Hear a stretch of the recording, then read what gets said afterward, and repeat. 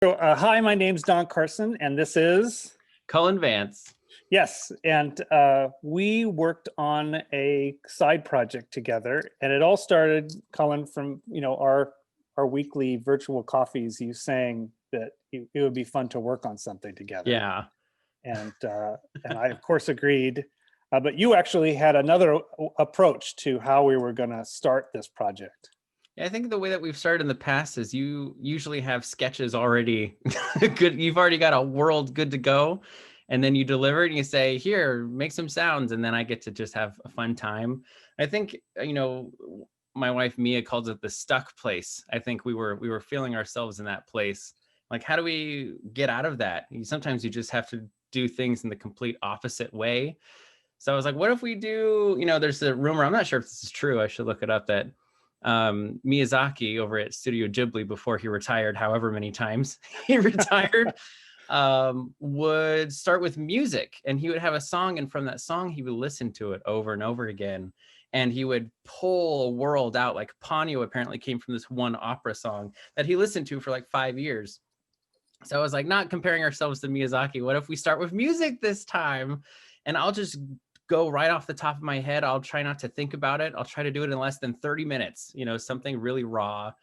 And then I'll send it over to you, and I won't tell you what I'm thinking. I'll let you come up with it. Well, which is exactly what you did. And one of the sort of silver linings of the whole COVID and pandemic has been that the time we are spending not making a living, we have available to do projects like that. So you did send me a file with the music on it. And so this is the piece that you sent me, and was meant to sort of kick off those pictures in my head to get a project potentially up and running. So here we go.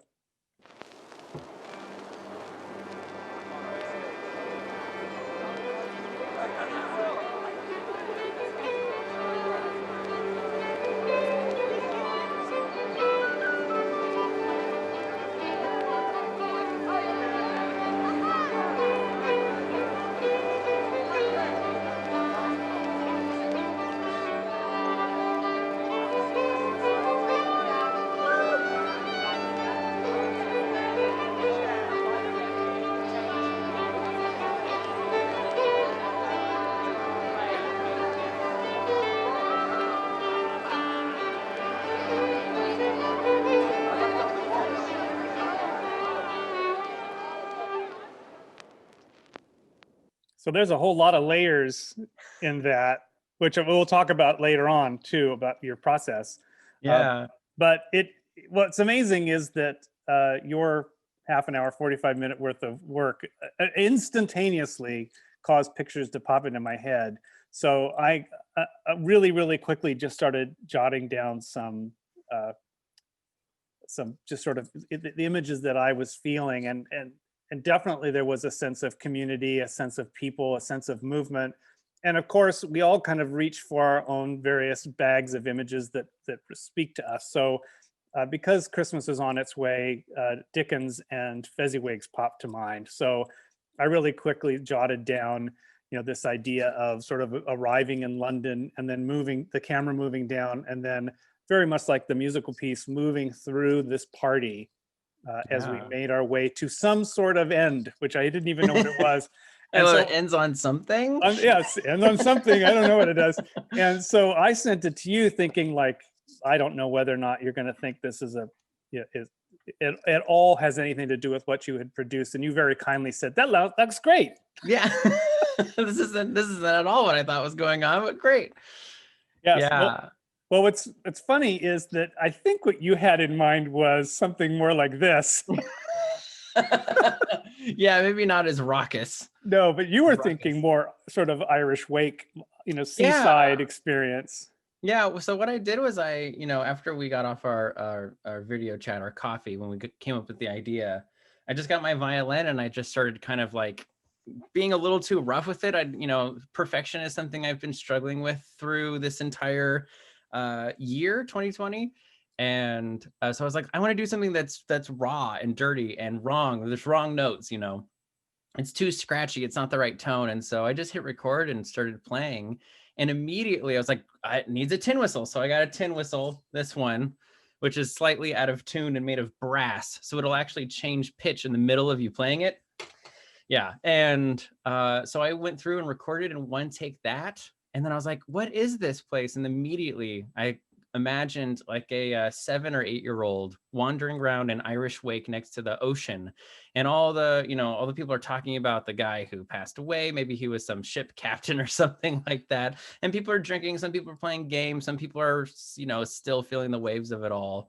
And so I actually had something much more somber, much more like, there's a lot of, complex emotions going on. And then I sent it to you and you were like, Fezziwigs. And I was like, oh wait, that's so much better. Like that's so much more what we need, in this year.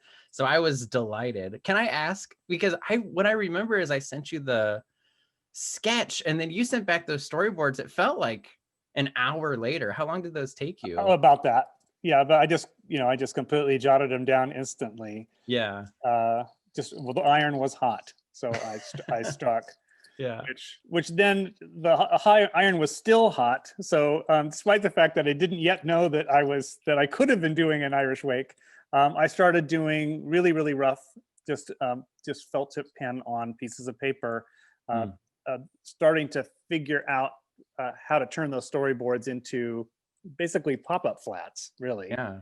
And so I did these rough drawings, and then almost immediately I started cutting them out, and I started placing them in my case, SketchUp, which is an architectural tool that's for building things, but I've been using it in really non-traditional ways lately. And so at this point, I'm not worried about whether the drawing's good or not. It's just got to be a placeholder to see if this idea even works. So I know that by saying yes to this, that I'm signing up for a lot of hours of producing art. Yeah. So I still hadn't convinced myself that I was ready.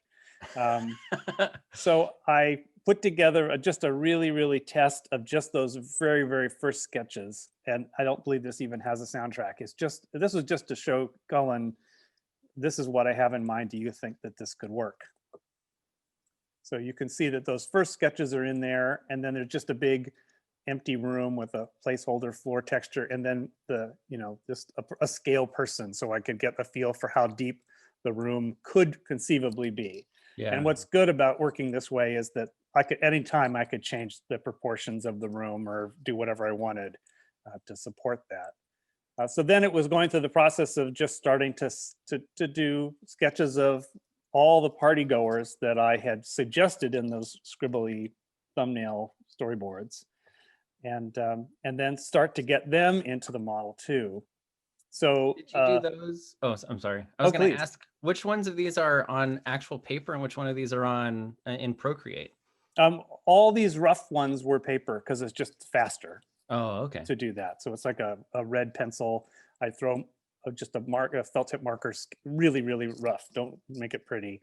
Then I'll scan it and then in Photoshop, I remove the red part, the scribbly drawings, and then I cut them out as PNGs, and then I start assembling them in the model. Oh, I see. Okay. So so this is the next test, which has some of the dancers in it, but I added in the bells of St. Paul's into it. So this little bit of track has your original sound sketch and then some bells at the beginning.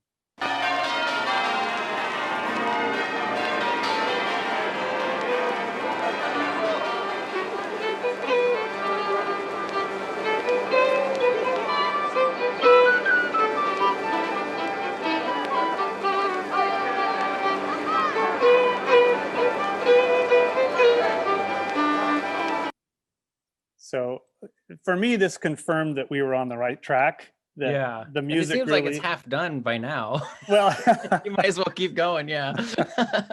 Well, I think this is also about the time that I realized I was going to need some help when it came to coloring everything in.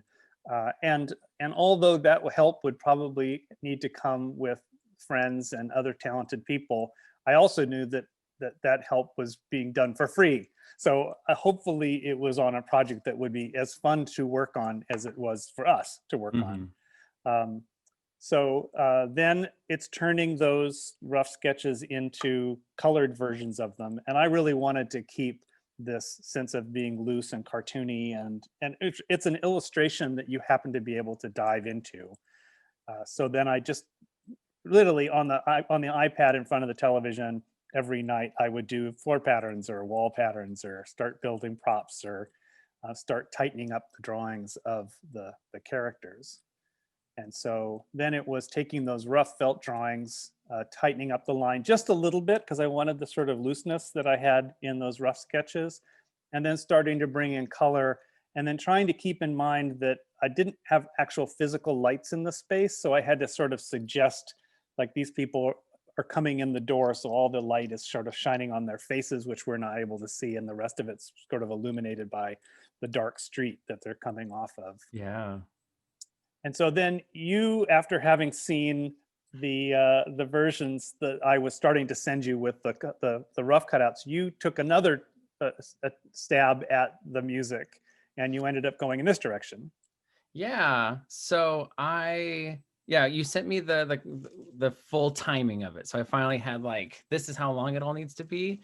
And so I started doing some research, and I found a song. It's called you don't remember it? I don't remember what it's called. Holly and and the Ivy. Yeah.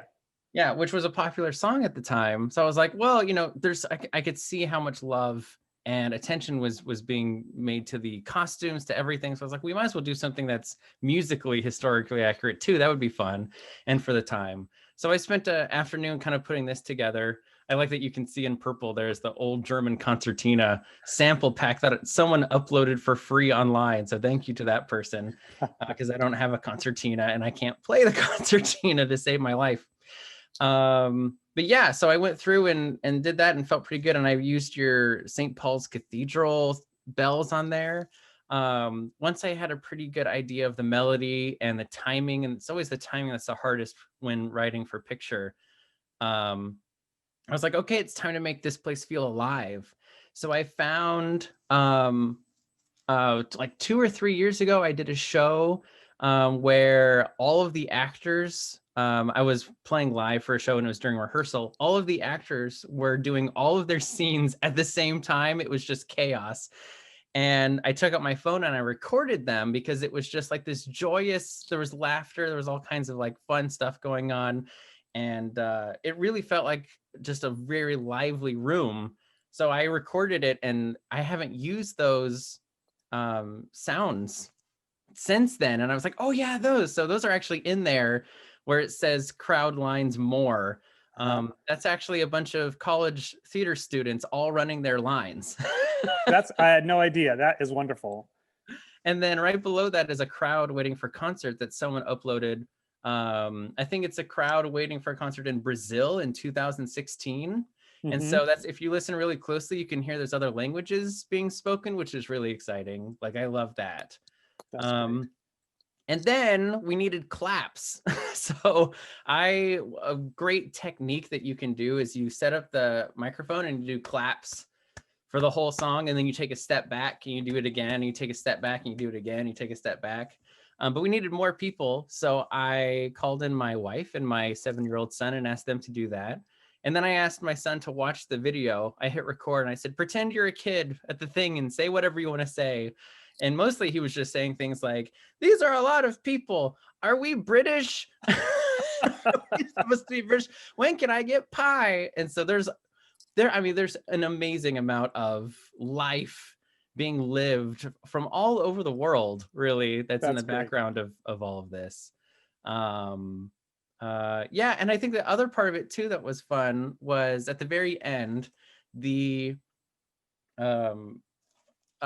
something that musicians can do and something that our good friend Mark Lewis used to do is when you end a song, you go shwee, or you go ho ho, to kind of tell the audience, hey, it's time to clap. Because sometimes audiences at big parties need to be reminded just because there's so much going on. And so I did a little ho-ho at the end of this version. And then I asked my wife to do some claps as different characters as my son. I did some. And then I asked you, Don, and Nadia to put together some claps and maybe some huzzahs. And then you said, can I ask other people? And I said, yes. And so I asked some of our friends. And so there's even more to this too, because some of your friends, the people who worked on it, and some of my friends are clapping at the end of this. Yeah. So it's a wonderful conglomeration of Yeah. life. Yeah, it definitely feels occupied, the space. So speaking of spaces occupied, Oh yeah. this is your studio, and it's worth mentioning, although you're talking about finding clips and using clips, that all but the concertina is you, and Yes, all that these is right. instruments are you. Yeah, and there's a lot more that you're hearing than you're actually seeing. I think you put in a Brahms player, violin player. Well, you asked me too, like which one should we put in there? But I decided that we needed so much more. So there's actually there's the hammered, not hammered and hammered dulcimer that's in there as well as mandolin. There's a lot. Yeah, There's a lot going on. yeah. But yes, this is my wonderful little space. What you can't see in this picture is there's a bed. I'm here in my bedroom, which actually is great. It sucks up a lot of the sound. Well, it's a testament to the fact that this amount of work can be produced in such a small space, which I think the pandemic has absolutely proven that it's amazing what can be produced. Just watching some of the making of for Pixar's Soul, and the fact that entire half of that film was made in people's living rooms and bedrooms, amazing, is a testament. Yeah. So, and this is a clip of you doing the dance Foley. So let me play that.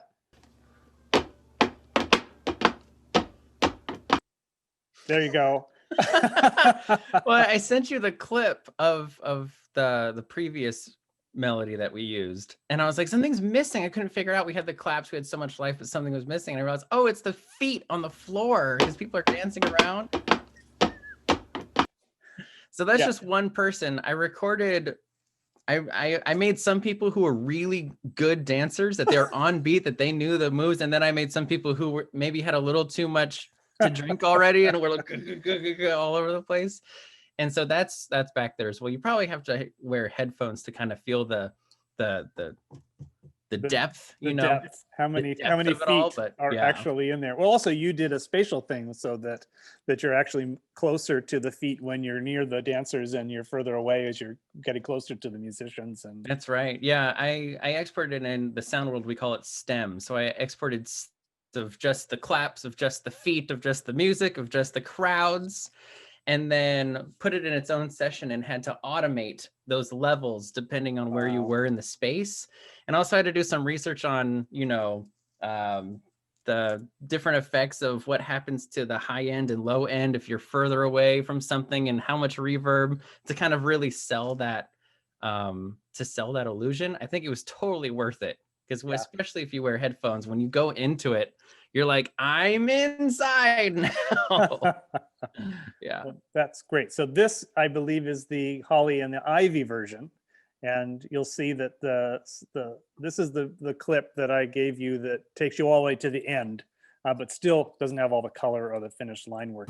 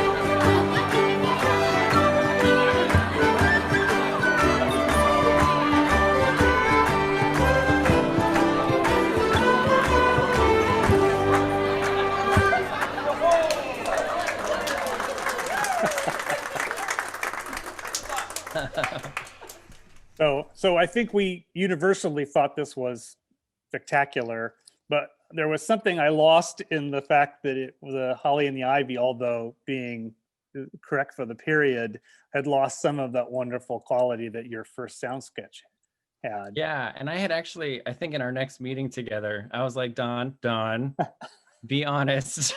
Was it better the other way? And you're like, well, I like it the way it is. I was like, okay, I'll change it. Okay.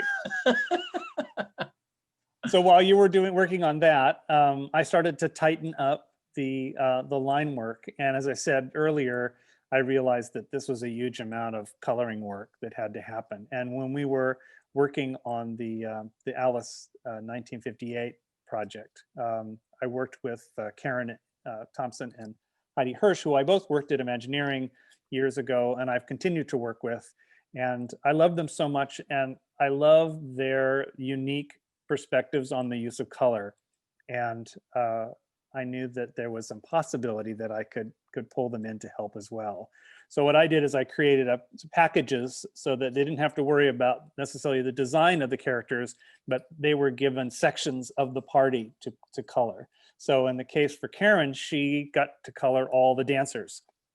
And I had no direction other than, make it festive and fun and have a good time. And then what I did was I did the line work with the white, which is basically a mask. So it allowed them to just become very free with how they went about coloring the interior. And one of the things I loved about Karen's work is that she went and completely researched the various patterns that were period for the dresses. Amazing. And you could easily miss it as you're moving through the crowd, but she's just lovingly recreated some of the patterns that appear on the dresses of some of the dancers, and the colors are just wonderful. And what I found is whenever you can work with collaborators, they will always bring a level of depth and interest to the project that although one person could do it, it won't have that same sense of complexity that you get from the generous time and talents of friends. And I think we all have a good time working on these because we end up with a result that we can be proud of. And these things happen pretty fast. I think we came up with the idea of doing the project at the beginning of December and had it done before Christmas. So yeah. So here's an example of sort of my process is to take those rough drawings. I'll scan them in the computer, then I bring them over into Procreate, and I just sit down and I start to tighten the line work up. So that I have sort of a tighter version of them. Then I create the mask, and then I gave it to Heidi, and Heidi started to bring in sort of the base colors from her research and just how she wanted to approach the musicians, which were her task, and then bringing in some of the shading on top of those colors, and then also knowing where they were going to stand in the room, sort of suggest where the light's coming from a little bit, so that they look like they're being illuminated by some light, despite the fact that they're pretty flat. And then I realized too that if dancers weren't enough, I had to start making drawings of objects in the room to start to fill out the idea of it being a warehouse full of objects. The good thing about doing something like this and like in a movie is you only have to set dress the parts the camera sees. So there's stuff behind the camera that you don't have to worry about. But anywhere the camera's moving, I tried to compose the objects so that you could see them as backdrops. So here's a little teeny video that shows you what that model looks like. It really is a pop-up book that you happen to be able to go inside. So I've got the flats for London, and then as you move in, you can start to see there's actually just this framed out warehouse with beams and pretty simple textures on the wood and the walls, because it really is meant to be a supporting actor for the dancing and the music that's happening in there. And this is a SketchUp model that I'm using a program called Enscape, which is my absolute favorite new tool. It's an architectural rendering, real-time rendering tool. There are some weird artifacts happening with the hay on the floor in this render, but it is a very, very fast way for you to get inside of the things that you're building. And one fringe benefit of the fact that I am able to get inside is that I can go inside in VR.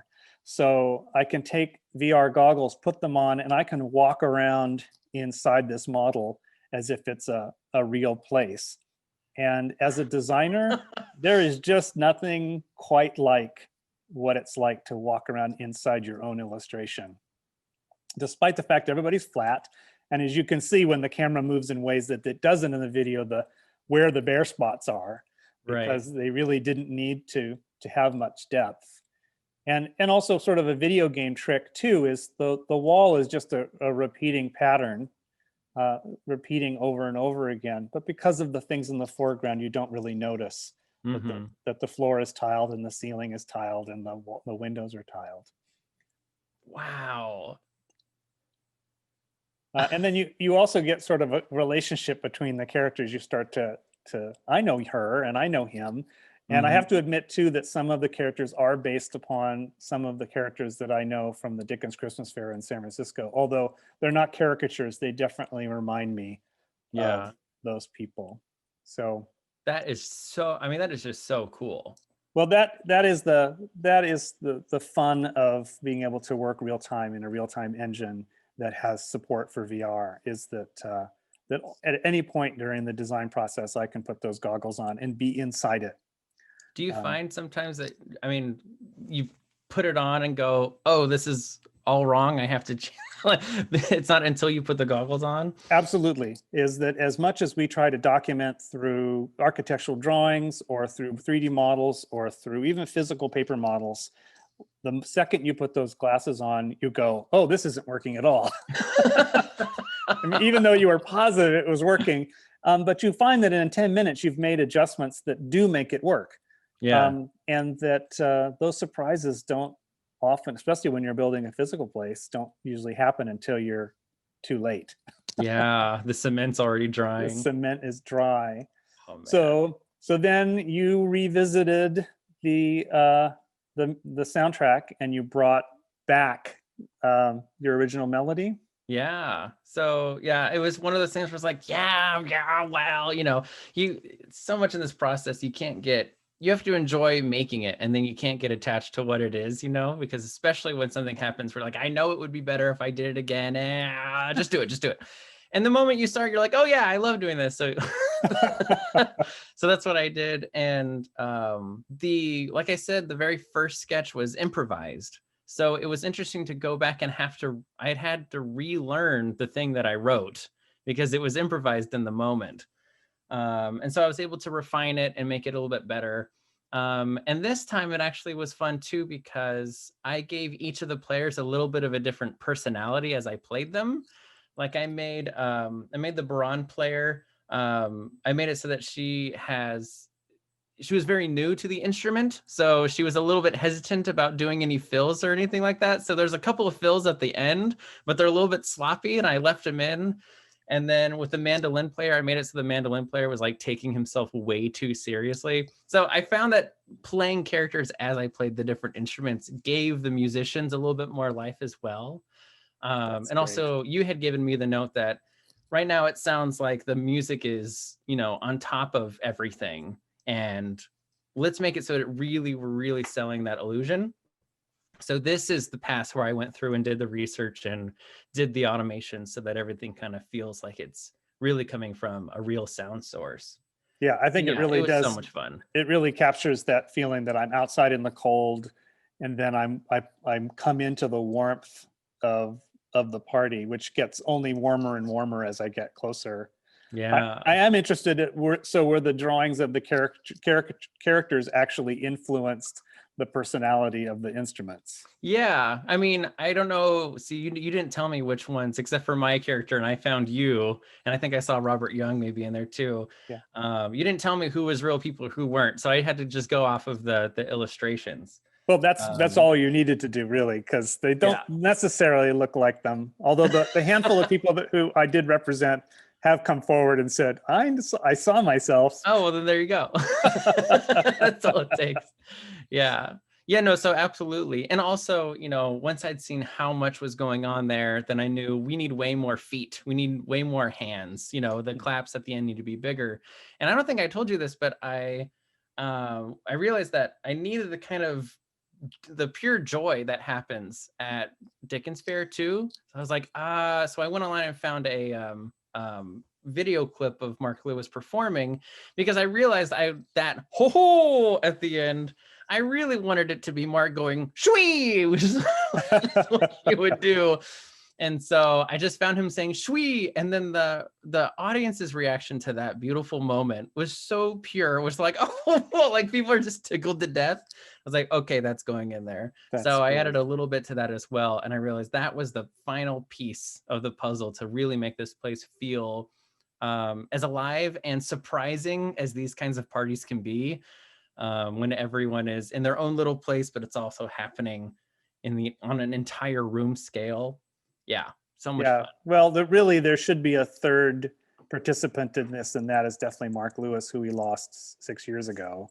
And but Wow. his legacy is what fuels us. And I think that there's nothing that we work on together that we don't in some way pull his energy into it too. Yeah, Because you he would have loved help this. it. Yeah, he'd have loved this. Yeah. He'd want himself in it though. Yeah. Yeah. And he is. Yeah. Actually, if you really listen close at the end, because you go "shwee" and people go "oh," Yes. and then right as it's fading, you can hear him go "thank you." That's great. So this is the final version with all those things put together, which is also available on YouTube to check out. But let's have a listen to how everything came together.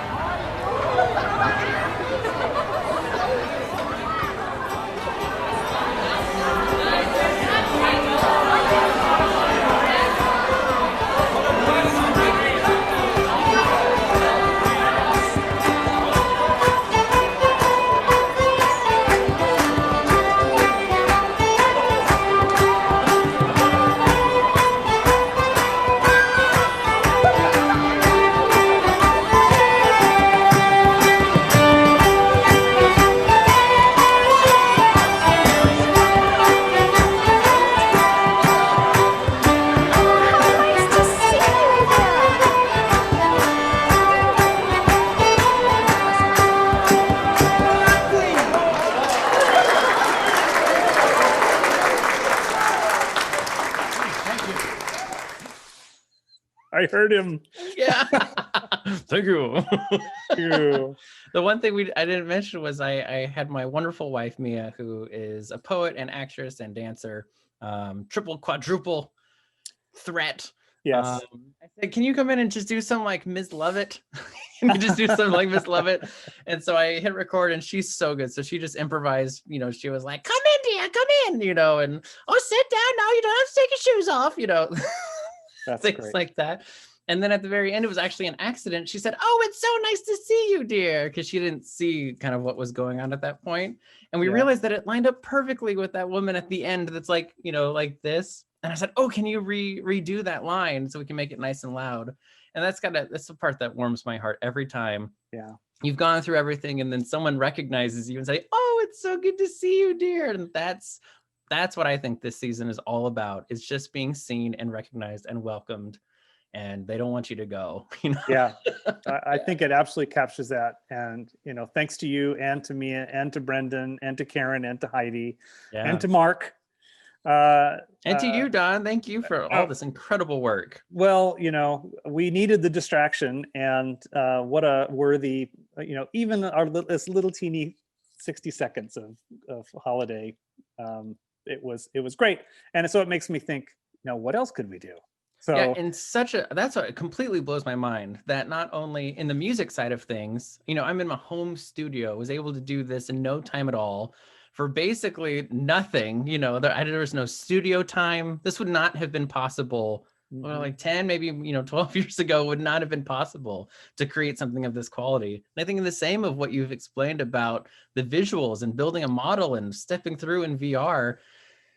It's all new. Astounding. Yeah, and we all did it remotely from our various corners of the world.